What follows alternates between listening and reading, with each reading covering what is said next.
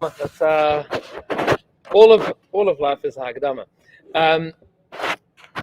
We got up to last time. I say we got up to. You'll see it on the flip side of this front page where it says Daled. So the next page, page Tes, in this version, like 3 lines from the top.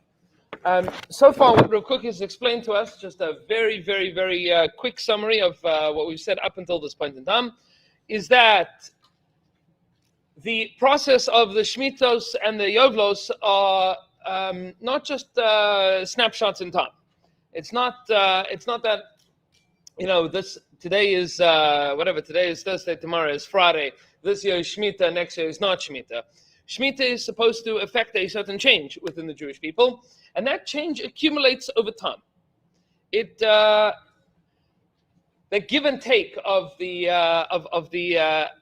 drive of the economy, the capitalistic drive to build the economy that happens over 6 years, and then offset by a 7th year of generosity and kindness, and giving of the fruit of the land to anybody that wants. That builds a certain character, a certain understanding within the nation that culminates in a Yovel. That culminates in the Yovel year, and we're going to spend today exploring what that Yovel year is, because Rav Kook told us at the end of Ois Gimel in this version that the Yovel does something that Shemitah does not. It provides an opportunity for a rebirth to a certain, very significant extent, not just for a generation, which is what Shemitah does, and not just for an individual, which is what Shabbos does, but for Klal Yisrael as a multi-generational entity. Klal Yisrael as the whole thing.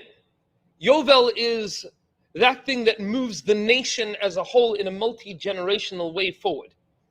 That's what we're doing. Right. The ganze Geschäft. That's it. Klal Yisrael as Klal Yisrael from way back when. I was mentioning to a Chavrus of mine a couple of days ago that they asked I believe this is correct. They asked, there was the Chavetz Chaim, when the Balfour Declaration was signed, they asked the Chavetz Chaim, is this the Aschalta de Geula? Right? Is this Reshis Smichas Geula Sena? So apparently the Chavetz Chaim laughed. He laughed. He says, Aschalta de Geula, the beginning of the Geula, that was Yetzias Mitzrayim. It's Yetzias Mitzrayim. Hey, it goes up, it goes down. It's been, but Geula started with Moshe Rabbeinu. It'll end with Mashiach Tzidkenu, please God, b'meher b'amen. That this is the beginning? No, maybe this is a big step along the way. But this is not the beginning. The beginning was Yetzias Mitzrayim. That's the real Aschalta de Geula, was Yetzias Mitzrayim. All Geulas come from there. There's a perspective of the narrative of Jewish history that is, it started with Yetzias Mitzrayim. And that's applicable and relevant to all of us every single year. That the Geula that we experience, that we talk about Pesach time, that we've been relating about the building of the Mishkan that we are building now, that's all contemporary. That's all real and relevant and current and what's happening now in our day-to-day lives. Why? Because we're that people, we're that story.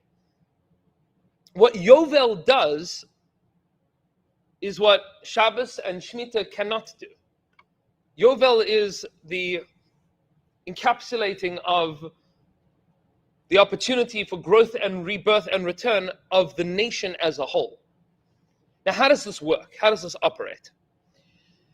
So, if you take a look at the 4th line, Teshuv Arva'im Shanai quotes the pasuk in Parshas Bahar. The next word on the line is Umitzinar Hachaim Shel Hayovel, from the IV tube of life, right? What'd you say? On page Tes. On page Tes, which is the, it says, you see Dalet over there, so turning over the page to page Tes, 4 lines down, Umi Tzinar Achayim. From this Tzinar Achayim, this IV of life. You have it there? Baruch Hashem. Okay.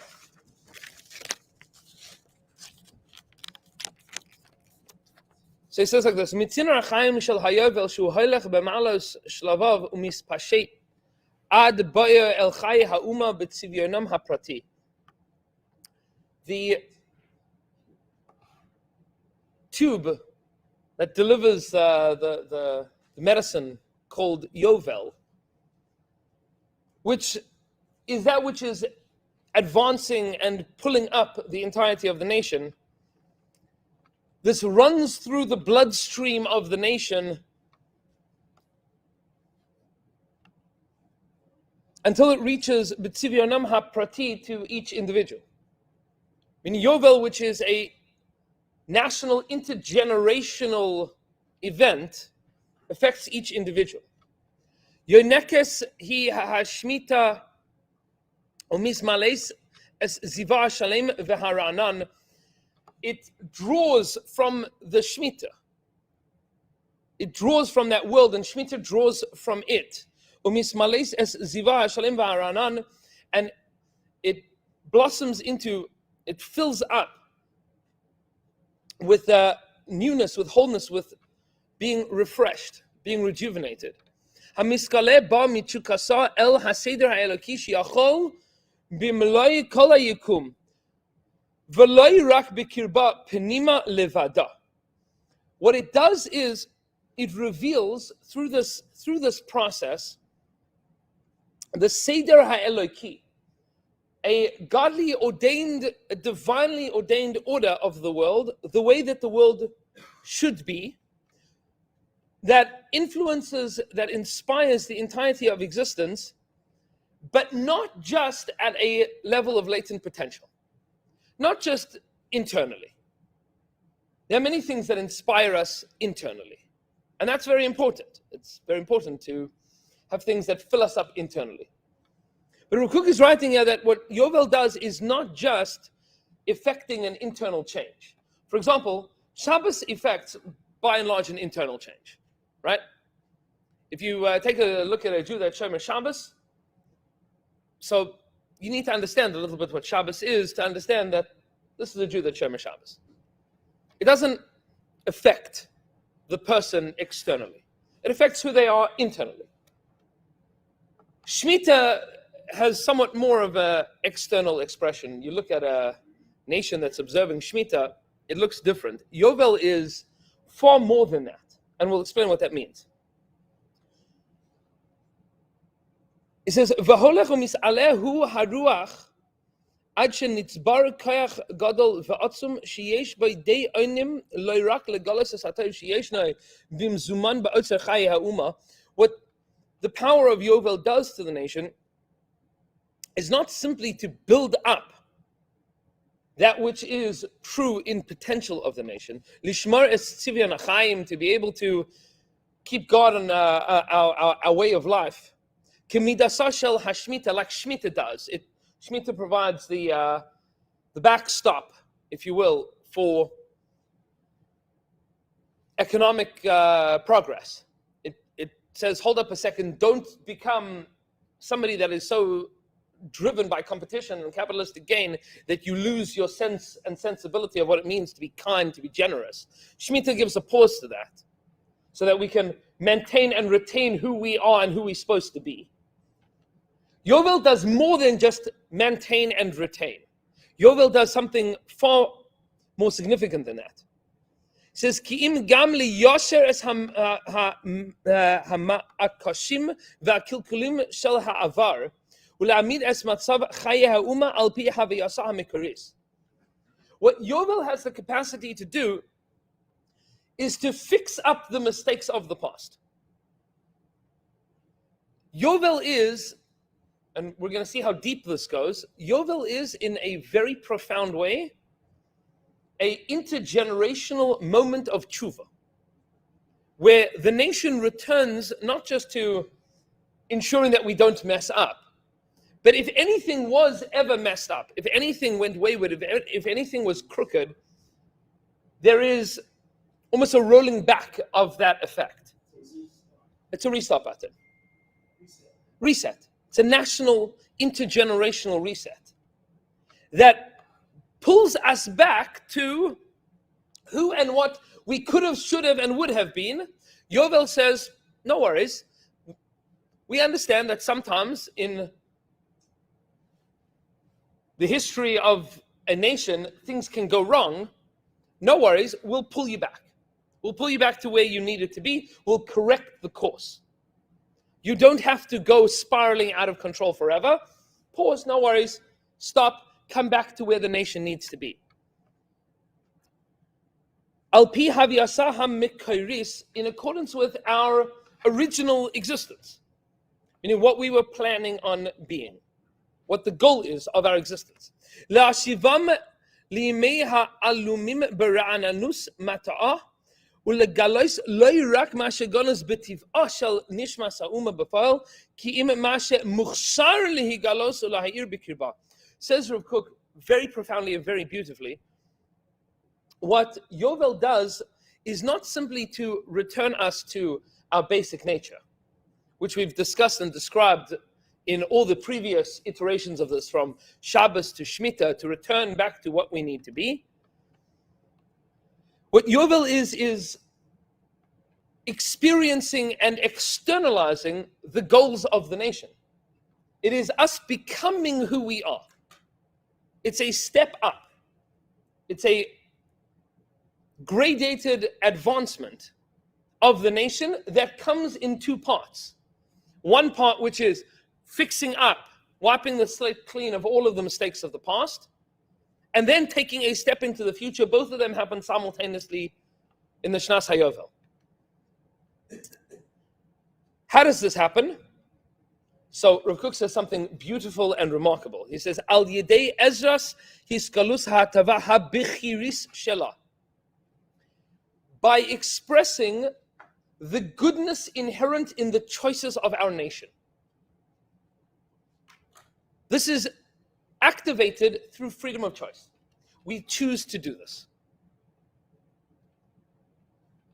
Effectively, in observing Yovel, what Klal Yisrael is doing is expressing our deepest desires to become what we are supposed to become by Ratzon HaElyon. We choose to do it. And it is that choice that activates all of these changes on a personal level, on a national level, on a multi-generational level, pulling the entirety of the Jewish people forward.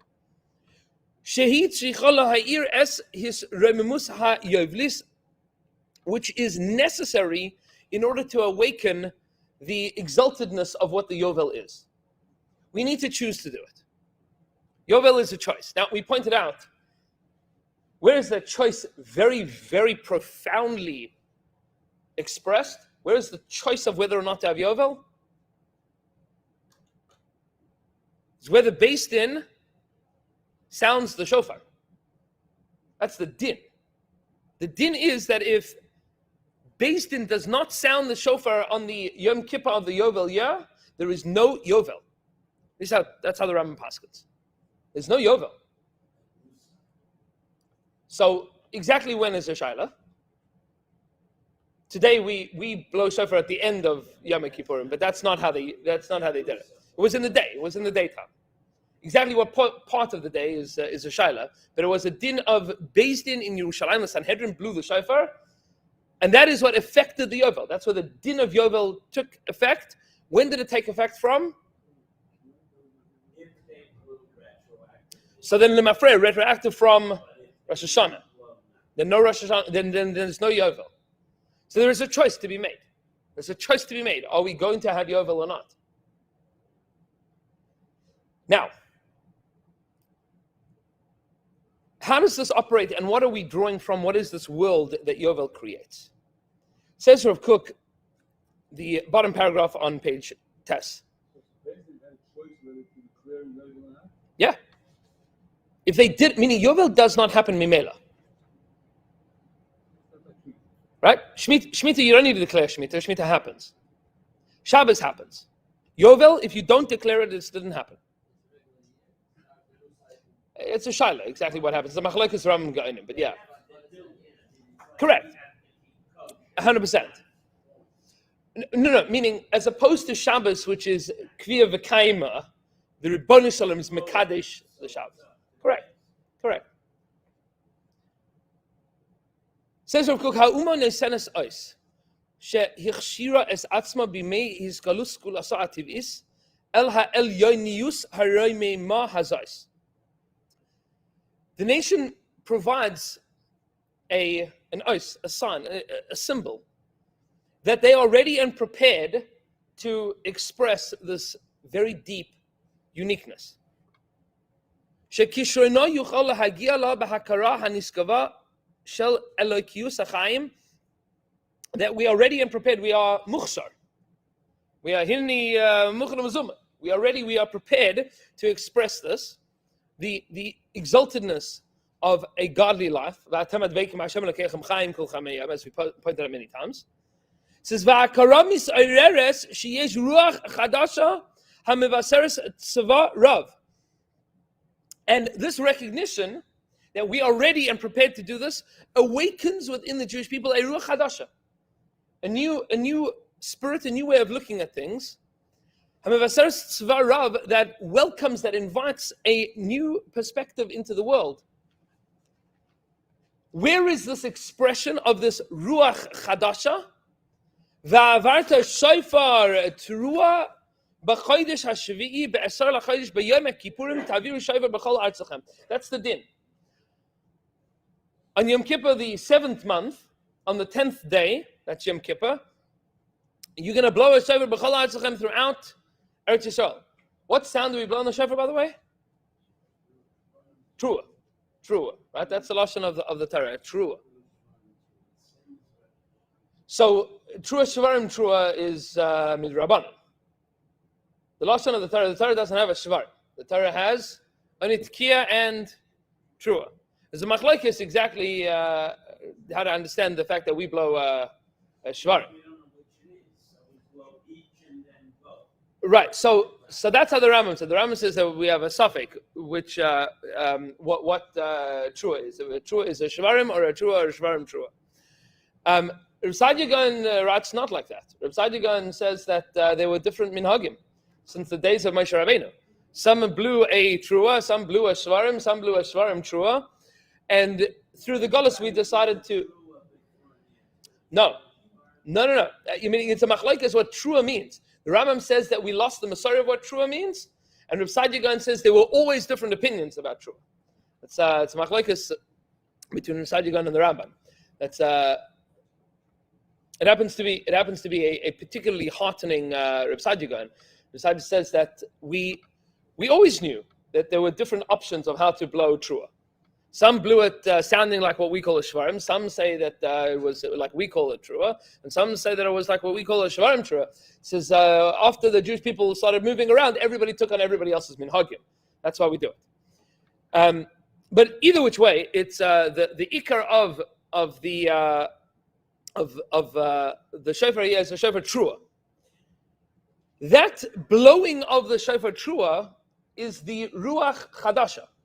There's a beautiful piece in the Ruach Chaim of Chaim Volozhiner, which is the commentary on Pirkei Avos, where Chaim Volozhiner explains that what we do on Rosh Hashanah, Hayom Haras Olam, the birthday of humanity, is paralleling and corresponding to what HaKadosh Baruch Hu did when he created Adam HaRishon. HaKadosh Baruch Hu blows Nishmas Chaim into Adam HaRishon, puts that breath into Adam HaRishon, gives us air. The Tkiyah Shofar on Rosh Hashanah is the using of that to return to the Rebbeinu Shalom. We are expressing that back to HaKadosh Baruch Hu. There's a beautiful piece, not for now, but Nachman has in Likutei Moharan that Ruach HaKodesh, the concept of Ruach HaKodesh, is what we are doing right now. Using our breath for Kedusha. When a person speaks words of Torah, speaks words of Tefillah, that's called Ruach HaKodesh. Lich'ara, when we see in the Nevi'im and in the Ksuvim and in the Gemaras that people experience Ruach HaKodesh, it's that they looked at the world, they experienced the world through that experience of living in Torah and Tefillah. That was Ruach HaKodesh, looking at the world through Ruach HaKodesh. But what we are doing now is expressing Ruach HaKodesh.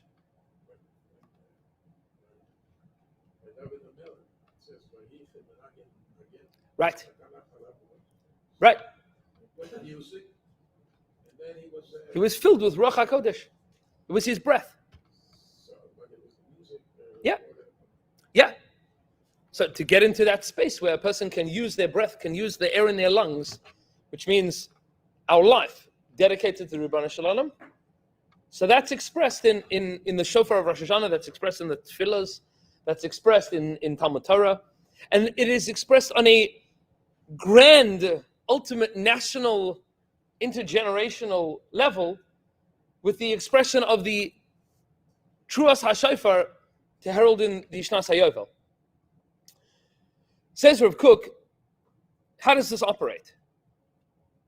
Ruach kel elyon shel haslicha haklalis. This is the elevated ruach of slicha haklalis, of general forgiveness. Forgiveness of everything, of everyone. This language, this next line is particularly gorgeous. He says, "Hapegeshes es kol yachid b'chol yom kippurim," that encounters every individual every Yom Kippur. There is that feeling of ki b'yom hazeh yechaper aleichem l'tayr eschem mikol chatoseichem. That Yom Kippur comes along and it wipes away the sins of our individual experience. This slicha haklalis, this world of forgiveness that we grab onto a piece, or rather, in Rav Kook's language, hapegeshes es kol yachid, that encounters us. It's like this wave that washes over us as an individual every Yom Kippur.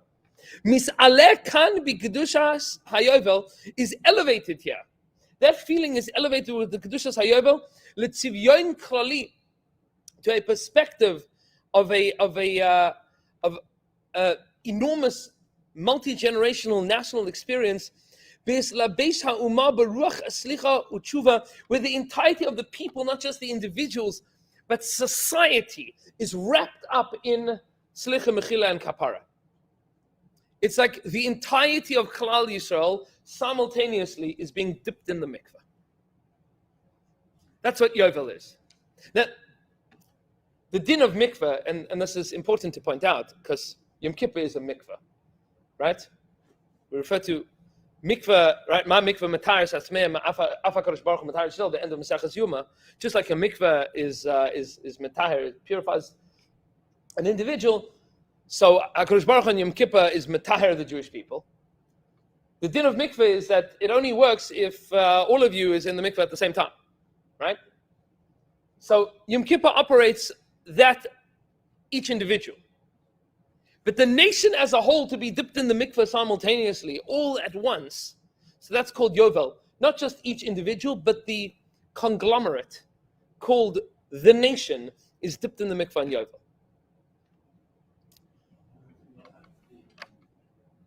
Well, that's a piece of it. If you're a Jew that is living in the time of Yovel outside of Eretz Yisrael, Yovel still operates on you. So long as Klal Yisrael is experiencing Yovel, you're part of Klal Yisrael. Yeah. Yeah. No, not a literal mikveh. We're not dipping into a literal mikveh. You don't dip into a literal mikveh on Yom Kippur either. We go Erev Yom Kippur, right? That's Rabbi Akiva is making a metaphor. Just like the mikveh is matahir the individual, HaKadosh Baruch Hu on Yom Kippur is matahir the Jewish people. We're not dipping in. It's not literally.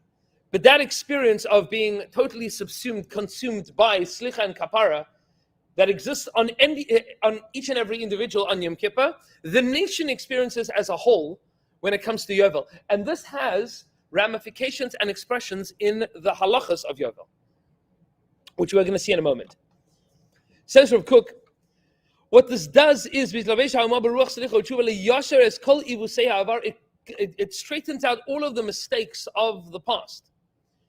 Says the Torah, "Ukrasem drar ba'aretz lechol yeshvei." You're going to proclaim drar to all of the inhabitants of the land. Drar. What does drar mean?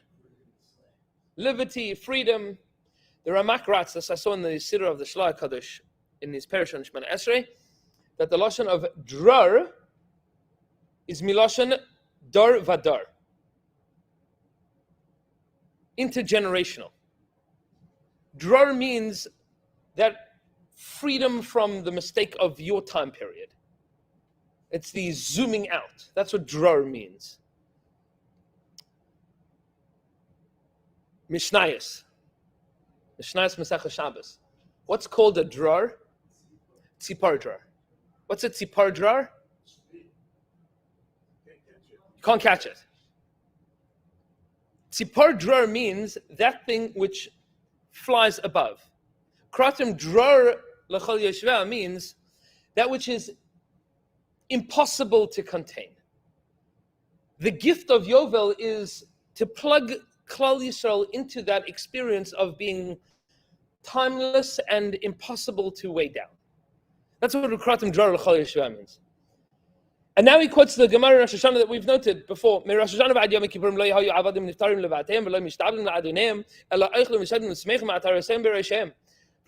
until Yom Kippur of the Yovel year, they would sit not working but not going home yet, the slaves. They would sit with their crowns on their heads and they would eat and drink and they would celebrate. Once Yom Kippur comes, Taku Beis Din, by Shofar, the Beis Din in Yerushalayim would sound a Shofar, Niftaru Avadim Levateim, the Avadim went back home to being free people, and the fields went back to their original owners, to the original Shvatim. He says, now this is very beautiful, the way that he says this, that this freedom does not explode like a volcano. A har pratzim. It's not like that's at least in Rav Kook's language, that's a har pratzim, that's a volcano. It comes from Yeshaya, the pasuk in Yeshaya, har pratzim.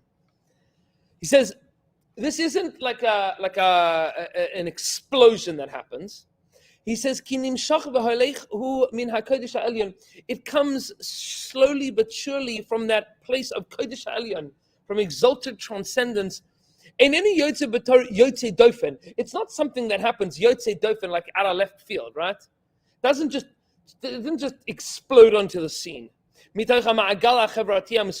From like a well-organized society. It's not like you have a well-organized society and then shofar and then it's like, what happens next? No, this is part of the way that society operates. It builds from 6 years of work to a Shemitah, to another 6 years of work, to another Shemitah, to another Shemitah, to another Shemitah, until finally it gets to a Yovel, and this is the natural up-leveling of Klal Yisrael. This isn't something that happens like a flash of lightning. This happens like the dawn. Now, I use those two mashalim very, very specifically because the behirus, the clarity of nevuah, is described as a flash of lightning. What's described like the dawn?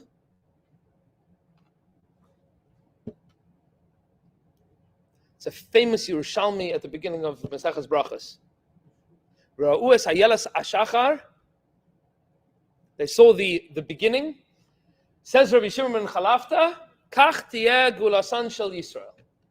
The geula happens like this. Kima kima. Little by little. This is how Rav Kook describes the process of Yovel. Little by little, this develops. It doesn't develop as like a all of a sudden flash of lightning. It happens gradually, slowly, step by step. He says, it happens as a result, as a direct result, as an effect of the causes of the shorter time periods that came before. Ad higioi lidei midasoi zu, until it comes to this place, shehu maschil yisroimim pu'alas kishrona shel ha'umah be'izgalusa ha'bechiris, until we choose, we actively have made this decision to get to this place where all things will be resolved into this reset called Yovel, betikun ha-ivusim shel ha'avar, with correcting the mistakes of the past. Now, I don't know what our schedule is like today, but there are two very, very important ramifications of this. The first is that slaves go back home. Even the slave that chose not to go back home. Even the slave that chose not to go home in the Shemitah when he had the opportunity to do so. Right. Correct. Meaning within the Shemitah cycle he chose not to. He goes home in Yovel. Which Eved, by the way? Eved Ivri. That's important. The Eved Ivri goes home. Sodos go back to their homeland, to their ancestral homes as well. Which means, and this is gorgeous when you contemplate this, that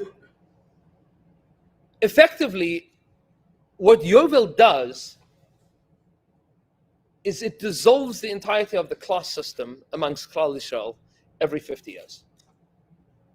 It means that if your Zaidi made some really bad deals and bad mistakes and ended up selling off his homeland, and that for the next 2-3 generations you've ended up living on somebody else's estate, or Rahman al-Islam, somebody needed to sell themselves into slavery in order to get a bite to eat, all of that dissolves once Yovel rolls around. Meaning, the mistakes of parents in business and in relationships, the mistakes of grandparents in business and relationships, don't affect the Dorei Doros forever. Yeah.